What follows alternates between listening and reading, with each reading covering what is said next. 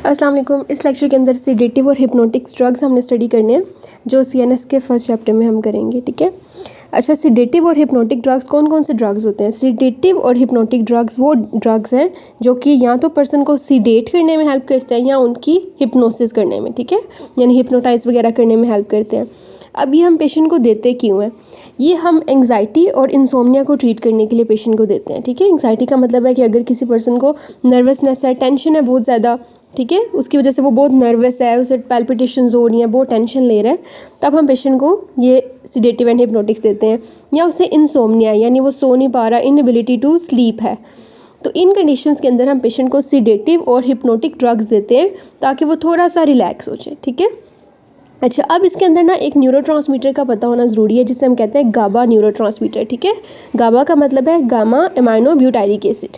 अभी जो गाबा एक न्यूरोट्रांसमीटर ना, ये बेसिकली इनहिबिटरी न्यूरोट्रांसमीटर है। हमारे ब्रेन के अंदर एक्साइटरी न्यूरोट्रांसमीटर्स भी होते हैं और इनहिबिटरी न्यूरोट्रांसमीटर्स भी बॉडी के अंदर प्रेजेंट होते हैं। अब ये न्यूरोट्रांसमीटर इनहिबिटरी है, ठीक है, ये बात याद रखनी है। आगे इसका जो कॉन्सेप्ट है, जो डिटेल है, वो हम देख लेते हैं। अच्छा, अब ये जो गाबा न्यूरोट्रांसमीटर है, ये बेसिकली इसका मैकेनिज्म ऑफ एक्शन क्या है, ये कैसे परफॉर्म करता है? अब ये जो एक न्यूरॉन है, ठीक है, न्यूरॉन के अंदर छोटे छोटे गाबा के न्यूरोट्रांसमीटर्स प्रेजेंट होते हैं। अब इसने क्या करना है, ये जो न्यूरोट्रांसमीटर एक न्यूरॉन के अंदर प्रेजेंट है, गाबा जिसे हम कह रहे हैं, ये न्यूरोट्रांसमीटर एक प्री साइनेप्टिक न्यूरॉन, ठीक है, ये प्री साइनेप्टिक न्यूरॉन है। प्री साइनेप्टिक न्यूरॉन से ये गाबा जोन सा है न्यूरोट्रांसमीटर निकलता है और गाबा रिसेप्टर्स के ऊपर जाके ये बाइंड कर जाता है, ठीक है, ऑन पोस्ट साइनेप्टिक न्यूरॉन। अब जब ये GABA receptors on post synaptic neurons के ऊपर न्यूरोट्रांसमीटर एक इनहिबिटरी न्यूरोट्रांसमीटर जाके बाइंड करेगा, तो वो पोस्ट साइनेप्टिक न्यूरॉन के अंदर क्लोराइड चैनल्स की इन्फ्लक्स कराता है। ठीक है। क्लोराइड आयंस उसमें ज़्यादा आने शुरू हो जाते हैं, क्लोराइड की इन्फ्लक्स होती है। जब क्लोराइड की इन्फ्लक्स होती है, इन्फ्लक्स होने की वजह से क्या होता है कि जो सेकेंडरी न्यूरॉन या जो बाद वाला न्यूरॉन होता है, पोस्ट साइनेप्टिक न्यूरॉन जिसे हम कहते हैं, उसके अंदर हाइपर पोलराइजेशन हो जाती है। ठीक है। हाइपर पोलराइजेशन का मतलब क्या है कि वो 30 मिलीवॉट से नीचे जाके हाइपर पोलराइज हो जाता है न्यूरॉन। अगर एक न्यूरॉन हाइपर पोलराइज हो जाए, इसका मतलब है कि वो अपना एक्शन पोटेंशियल फायर नहीं कर सकेगा। This neuron is unable to fire the action potential. ठीक है। ये उसके पीछे बेसिक मैकेनिज्म है। अब इसे थोड़ा और डिटेल में देखें। इसके अंदर क्या हो रहा है कि सबसे पहले तो गाबा होता क्या है, ठीक है, हमने कहा कि गाबा एक इनहिबिटरी न्यूरोट्रांसमीटर है। ठीक है। अब ये देखो, ये एक हमारे पास है प्री साइनेप्टिक न्यूरॉन, ठीक हो गया, और ये आपके पास पोस्ट साइनेप्टिक न्यूरॉन है। ठीक है। यहाँ एक ऑर्गन कोई भी चीज़ है आपके ब्रेन के अंदर। अच्छा, अब ये जो प्री साइनेप्टिक न्यूरॉन है, इसके अंदर ये गाबा न्यूरोट्रांसमीटर प्रेजेंट है। ये गाबा न्यूरोट्रांसमीटर ये क्या करता है, ये इस मेम्ब्रेन से यहाँ पे बाहर आके रिलीज़ होना शुरू हो जाता है और प्री साइनेप्टिक न्यूरॉन से पोस्ट साइनेप्टिक न्यूरॉन तक ये न्यूरोट्रांसमीटर जाता है।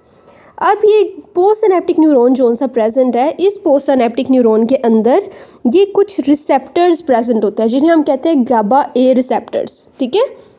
गाबा रिसेप्टर्स की टाइप्स होती हैं, जैसे कि लाइगेंड गेटेड होते हैं, जी प्रोटीन वाले गाबा रिसेप्टर्स हो सकते हैं। इनमें से जो लाइगेंड गेटेड गाबा रिसेप्टर्स होते हैं ना, उन्हें हम गाबा ए रिसेप्टर्स कहते हैं। ठीक है। तो ये जो गाबा के आगे ए हमने लगाया है, इसका मतलब है लाइगेंड गेटेड। ठीक है। तो ये जो रिसेप्टर्स पोस्ट सिनेप्टिक न्यूरॉन पे हमें नज़र आ रहे हैं ना, ये लाइगेंड गेटेड रिसेप्टर्स हैं, यहाँ गाबा ए रिसेप्टर्स होते हैं। प्री सिनेप्टिक न्यूरॉन से गाबा इनहिबिटरी न्यूरोट्रांसमीटर रिलीज़ हुआ, पोस्ट सिनेप्टिक न्यूरॉन पे ये जो गाबा ए रिसेप्टर्स होते हैं, इनके ऊपर जाके वो बाइंड कर जाता है। ठीक है। गाबा रिसेप्टर्स पे गाबा बाइंड कर गया। अब जब इन रिसेप्टर्स को वो एक्टिवेट करता है गाबा ऊपर बाइंड करके, तो ये चैनल्स क्या करते हैं, ये चैनल्स क्लोराइड आयन की, क्लोराइड एक एनाइन है ना, क्लोराइड की इन्फ्लक्स कराते हैं। ठीक है। वो सेल्स के अंदर न्यूरॉन्स में ज़्यादा आना शुरू हो जाता है। जब ये इन्फ्लक्स ऑफ क्लोराइड आयन होता है, तो क्लोराइड आयन के इन्फ्लक्स की वजह से जो न्यूरॉन है वो हाइपर पोलराइज्ड स्टेट में चला जाता है और हाइपर पोलराइज्ड स्टेट में जाने की वजह से वो अपना एक्शन पोटेंशियल जनरेट नहीं कर पाता। ठीक है। अब एक्शन पोटेंशियल जनरेट नहीं होगा तो इस तरह वो ब्रेन एक्साइट नहीं होगा और पेशेंट सीडेटिव, या अगर एक पर्सन स्ट्रेस की कंडीशन के अंदर है, तो स्ट्रेस में क्या होता है, स्ट्रेस सारे ब्रेन में एक्साइटेटरी न्यूरॉन्स ठीक है, वो सारे न्यूरॉन्स को एक्साइट कर रही है, ठीक है। पेशेंट एक एक्साइटेड स्टेट में, स्ट्रेस की स्टेट में प्रेजेंट है। अब उसकी वजह से क्या हो रहा है कि पर्सन पैनिक या फियर में जा रहा है, एंग्जाइटी में जा रहा है, ठीक है। अब इस चीज़ को कंट्रोल करने के लिए क्या होता है, इस चीज़ को कंट्रोल करने के लिए जो अमेगडाला या जो लिम्बिक सिस्टम है, लिम्बिक सिस्टम ऐसे न्यूरोट्रांसमीटर्स रिलीज़ करता है जो एक इंसान को रिलैक्स करें, ठीक है। और उन न्यूरोट्रांसमीटर में से एक न्यूरोट्रांसमीटर है गाबा, जो कि इनहिबिटरी न्यूरोट्रांसमीटर है। अब अमेगडाला और जो लिम्बिक सिस्टम है वो गाबा को प्रोड्यूस करेंगे, रिलीज़ करेंगे, ठीक है। और गाबा क्या करेगा, वो पर्सन को रिलैक्स कर देगा, ठीक है। ये एक बिल्कुल बेसिक कॉन्सेप्ट है जो कि हमारे इमोशंस को कंट्रोल करने के लिए नॉर्मली बॉडी के अंदर चल रहा होता है। अब जो गाबा ए रिसेप्टर्स होते हैं उन्हें थोड़ा सा समझ लेते हैं कि गाबा ए रिसेप्टर्स होते क्या हैं।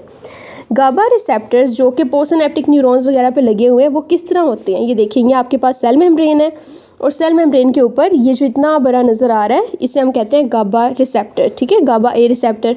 इसके 5 सब यूनिट होते हैं, ठीक है, जिसके अंदर से 2 अल्फ़ा सब यूनिट होते हैं, ये जो ऑरेंज कलर में इन्होंने दिखाए हुए हैं, ठीक है। इसके अलावा 2 बीटा सब यूनिट होते हैं और एक हमारे पास डेल्टा या गैमा सब यूनिट होता है जो इसके अंदर प्रेजेंट होता है, ठीक है। अच्छा, ये जो हमारे पास अल्फ़ा और बीटा और गैमा सब यूनिट होते हैं ये हमारे पास मिल के एक गाबा रिसेप्टर बनाते हैं, ठीक है। और ये यहाँ पे लगा हुआ है एक सेल मेम्ब्रेन के अंदर, ठीक हो गया, ये पूरा एक गाबा रिसेप्टर है। अब इसके ऊपर ना डिफरेंट साइट्स होती हैं जहाँ पे आके गाबा बाइंड करता है, ठीक है। अब जैसे इस डायग्राम के अंदर नज़र आ रहा है कि जो अल्फ़ा और बीटा रिसेप्टर्स होते हैं ना, अल्फ़ा और बीटा सब यूनिट हैं इस गाबा रिसेप्टर के, अल्फ़ा और बीटा सब यूनिट के दरमियान में बिल्कुल यहाँ पे ना गाबा के बाइंड करने की साइट होती है, यानी अल्फ़ा और बीटा सब यूनिट के बिल्कुल दरमियान बाइंडिंग साइट होती है गाबा रिसेप्टर्स की, ठीक है, गाबा न्यूरोट्रांसमीटर की। यहाँ पे भी देखिए अल्फ़ा और बीटा सब यूनिट्स के दरमियान में ये जो साइट है ये बाइंडिंग साइट है गाबा न्यूरोट्रांसमीटर की, ठीक है। इसी गाबा सब यूनिट के ऊपर ये जो गाबा एक पूरा रिसेप्टर है इसी के ऊपर डिफरेंट ड्रग्स के बाइंड करने की भी जगह होती है, जैसे कि बेंजोडाइज़ेपिन, फ्लूमेज़िनिल है, बार्बिचुरेट्स है, ठीक है। डिफरेंट जो ड्रग्स हैं जब वो एक्ट करते हैं वो भी एक स्पेसिफिक साइट पे जाके इस गाबा ए रिसेप्टर के ऊपर बाइंड करते हैं, ठीक है। अब देखिए सबसे पहले जो ड्रग हमने पढ़नी है ना वो बेंजोडाइज़ेपिन है, ठीक है। उसके बाद हम बार्बिचुरेट्स को पढ़ेंगे। अब ये जो बेंजोडाइज़ेपिन्स है ना इनका जो रिएक्शन करने की जगह है, ठीक है, यानी ये कहाँ पे जाके बाइंड करेंगे गाबा ए रिसेप्टर पे, ये अल्फ़ा और गैमा सब यूनिट यानी अल्फ़ा और गैमा या डेल्टा सब यूनिट भी जैसे कहते हैं, इन दोनों के दरमियान यहाँ पे बेंजोडाइज़ेपिन और फ्लूमेज़िनिल के बाइंड करने की जगह होती है, ठीक है। ये बात आपने याद रखनी है कि गाबा रिसेप्टर्स जहाँ पे बाइंड करते हैं ना अल्फ़ा और बीटा सब यूनिट के दरमियान, वहाँ पे बेंजोडाइज़ेपिन्स जाके बाइंड नहीं करते, ठीक है। यानी गाबा के बाइंड करने की जगह बिल्कुल वैसी ही की वैसी है, ठीक है। बेंजोडाइज़ेपिन की गाबा ए रिसेप्टर्स पे बाइंड करने की जगह अल्फ़ा और गैमा सब यूनिट के दरमियान यहाँ पे प्रेजेंट है, ठीक है। इसी तरह अब बेंजोडाइज़ेपिन का मैकेनिज्म ऑफ एक्शन भी इधर डिस्कस कर लेते हैं कि अगर एक पर्सन उसे एंग्जाइटी हो रही है, ठीक है, या उसे इंसोम्निया बहुत ज़्यादा टेंशन ले रहा है, ठीक है, वो नींद नहीं आ रही उसे, तो उसे हमने बेंजोडाइज़ेपिन ड्रग्स दी हैं, ठीक है। और बेंजोडाइज़ेपिन क्या है, ये हिप्नोटिक या सिडेटिव ड्रग्स हैं, इन्होंने पर्सन को रिलैक्स करना है, ठीक है। अब ये बेंजोडाइज़ेपिन्स क्या करते हैं, ये बेंजोडाइज़ेपिन जाके अल्फ़ा और गैमा सब यूनिट, ठीक है, इनके दरमियान यहाँ पे जो बेंजोडाइज़ेपिन की बाइंडिंग साइट है वहाँ पे जाके इन्होंने बाइंड कर जाना, ठीक है। अब इनके बाइंड करने से क्या होता है, इनके बाइंड करने की वजह से frequency of opening of GABA receptors ज़्यादा हो जाता है, ठीक है। यानी जो गाबा के रिसेप्टर है ये पूरा एक ये ज़्यादा ओपन होगा, ठीक है, इसकी फ्रीक्वेंसी ज़्यादा होगी, बार बार ये ओपन होगा ताकि क्लोराइड चैनल का इन्फ्लक्स ज़्यादा हो, ठीक है। गाबा आके अपनी जगह पे बाइंड करेगा, ठीक है, और क्लोराइड आयंस ज़्यादा जो उनसे है वो इन्फ्लक्स होंगे ताकि सेल एक हाइपर पोलराइज स्टेट में जाए और एक्शन पोटेंशियल फायर करना उसके लिए मुश्किल हो जाए, ठीक है। तो बेंजोडाइज़ेपिन ने गाबा के रिसेप्टर वाली साइड को कुछ नहीं किया, ठीक है। इसने क्या किया, इसने एक और अलहदा जगह पे जाके गाबा रिसेप्टर्स के ऊपर बाइंड कर दिया और जाके इसने क्या किया, frequency of opening of channel ज़्यादा कर दिया। अब ज़्यादा बार चैनल ओपन होगा तो ज़्यादा क्लोराइड अंदर आएगा, ज़्यादा क्लोराइड अंदर आएगा तो ज़्यादा जल्दी सेल हाइपर पोलराइज स्टेट में चला जाएगा, ठीक हो गया। अच्छा, इसी के साथ हम बेंजोडाइज़ेपिन जो ड्रग्स अभी हमने एक उसकी डिस्कशन किया है ना, उसी के आगे हम इसकी क्लासिफिकेशन भी पढ़ लेते हैं, ठीक है। अच्छा देखें, इसकी क्लासिफिकेशन के अंदर हमने देखना है कि जो बेंजोडाइज़ेपिन है ना, उसे हम 3 क्लासेस में डिवाइड करते हैं। Short acting benzodiazepine, intermediate acting benzodiazepines and long acting benzodiazepine. ये सारा डिपेंड करता है कि कितनी देर तक एक बेंजोडाइज़ेपिन अपना मैकेनिज्म ऑफ एक्शन परफॉर्म करता है। जो बिल्कुल थोड़ी देर के लिए परफॉर्म करते हैं उन्हें शॉर्ट एक्शन कहते हैं, जो थोड़े से ज़्यादा वक्त के लिए करते हैं उन्हें इंटरमीडिएट एक्शन कहते हैं, और जो ज़्यादा लंबे अरसे के लिए करते हैं उसे हम लॉन्ग एक्टिंग बेंजोडाइज़ेपिन कहते हैं। ठीक है, अब कौन कौन सी ड्रग्स इसके अंदर आती हैं। अब सबसे पहले शॉर्ट एक्टिंग बेंजोडाइज़ेपिन्स को हम देखते हैं। इसके अंदर 3 ड्रग्स सबसे कॉमन होती हैं, ट्राइजोलम, ऑक्सीज़िपाम और मिडाज़ोलम। ठीक है, इन्हें याद रखने के लिए हमने निमोनिक बनाया है TOM। ठीक है, उसके बाद आ जाते हैं इंटरमीडिएट एक्टिंग बेंजोडाइज़ेपिन कौन कौन से हैं।